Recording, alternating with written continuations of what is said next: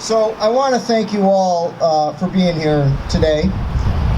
It's been a long road. I mentioned I thank Jill and the committee for all their work over just about 2 years. It seems like everything we planned, we had a little bit of an issue that we had to deal with.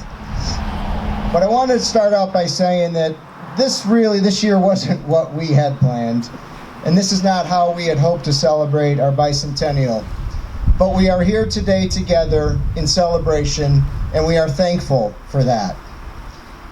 I wrote out a speech, some remarks, when I thought the circumstances were different, and I was going to talk about our history, and I was going to answer the question why we're celebrating our 200th when our logo says 1821 and not 1820. I was going to talk about the controversy of Upper Nickies and Lower Nickies and where our first board meeting really was. I was going to talk about our first ever law that was passed to keep studded horses away from the female horses in our common area. That was the very first law of the Town of Glenville. I was going to talk about all these great things about the Town of Glenville. We started this endeavor planning big events, celebrating big moments, honoring big people, and some of whom have lived in big homes, like the Yates Mansion. But the pandemic did something quite unexpected. It shifted our focus to more important things, really where the focus probably should have been all along. Yes, the bicentennial is and should be about celebrating our history and culture. We have a lot to be proud of. We've come a long way in 200 years. But this experience of 2020 shined the light on something even more extraordinary. It shined the light on something actually quite ordinary, the average resident. It's the average resident who has made and is making this the place that it is today. It's the resident that unifies us to our past. And it's because of the residents we say we are simply a place of good people.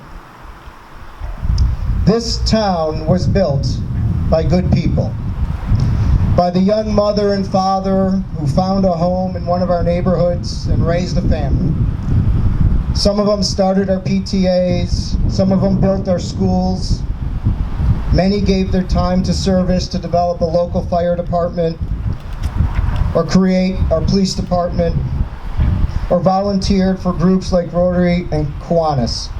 And really, when you think about it, not much different than it is today.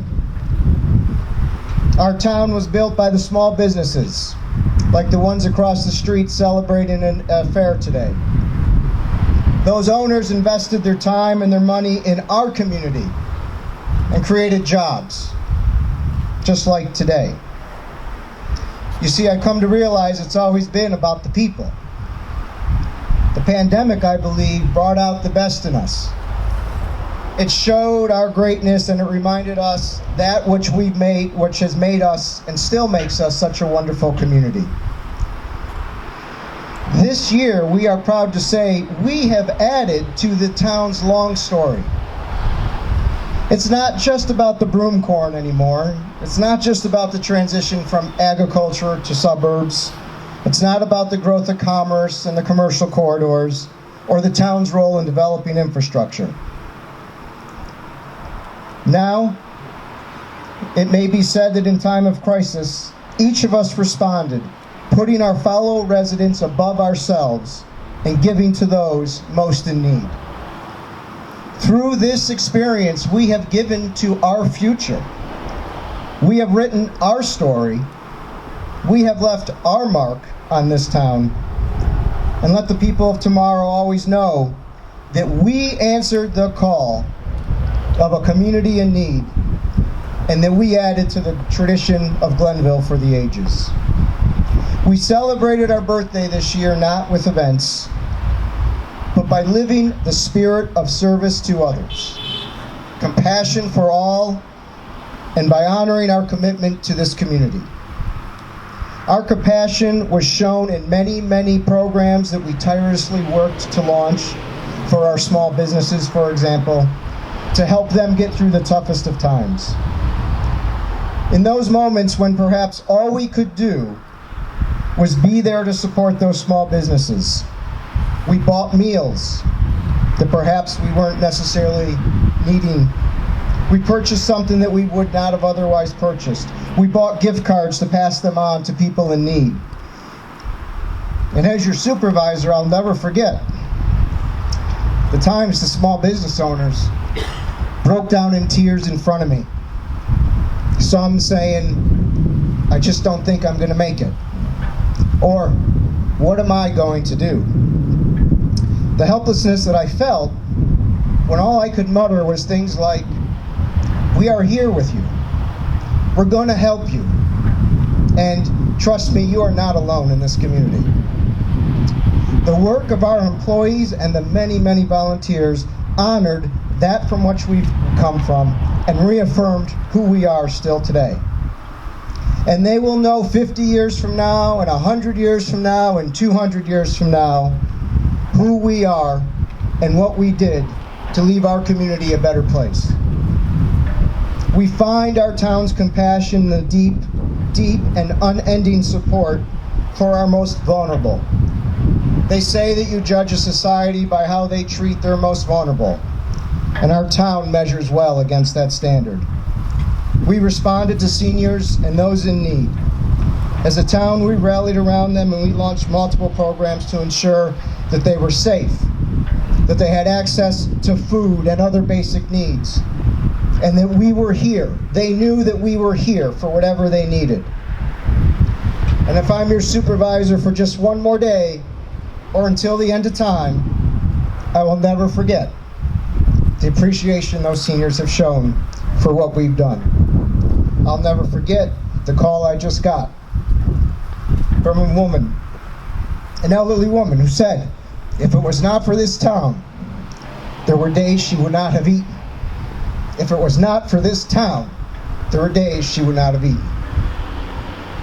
I get the great rejuvenation when I go down and I see at our senior center resident after resident coming to me to thank us for the tremendous support the town has provided. They tell me stories of their children, adult children, calling them from out of town, saying, "I'm worried about you, Mom or Dad, because you're alone in Glenville." And they tell the story back that we're not alone. Don't worry, the town is taking care of me. And that adult child says, "The town is taking care of you." And the woman says, they even bring me my groceries when I need them. The adult child from out of town can't believe that, never heard of anything like that. That's Glenville. The spirit of Glenville is in our many, many employees, and they're here today. And I don't want to name them because I'm going to forget someone. But they never stopped during this pandemic. They never complained. They never took off. They never closed up. They never abandoned our residents. They jumped into action. They helped find solutions. They worked in partnership with me and this administration to ensure that we kept everybody safe and continue providing our residents with critical services every single day. So many who needed us had us there for them because our employees stayed on the job and delivered critical frontline services. I've never been prouder of them. Some of them are here today. Please give them a round of applause. Finally, that spirit of Glenville is found in our neighborhoods. It's been alluded to earlier. Our hamlets, our village. The spirit of Glenville lives from West Glenville to Applause, from Scotia to High Mills, and every place in between. We see that spirit alive in our local pride and in the neighborhood leaders who give themselves in service to make their community a better place.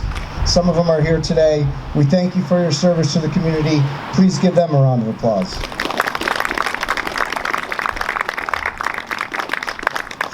This experience we had in 2020 is certainly unique, but it gave us an opportunity to affirm that spirit and renew it in each one of us. And that's the story, I believe, of this celebration. That's what we honor, our past, and that's what we have left behind for those yet to come. I believe this flag symbolizes all of that. And when you look at the flag, I'd like to ask you to think about our people, our compassion for each other, our service to our community, and remember our time here and what we did. Let that spirit of Glenville be embodied within this flag, and let the people of tomorrow know. Let them know of us, let them remember us, and let them gather one day to honor us and our place in this great and long story. I believe that as rich as our past was, and as strong and vibrant as we are today, there's no doubt that the best of this town is yet to be written. I ask for peace and health for all of you, and I want to make a deal with each one of you that we'll all gather back here in 2070 when we celebrate our 250th. Thank you all for being here, and God bless. Thank you.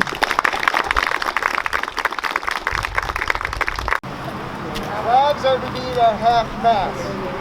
For this, we're going to bring it full, and when it's over, we're going to bring it back down. And then we'll be adding the flag that the congressman brought us on Monday. Thank you. Here we go. 3,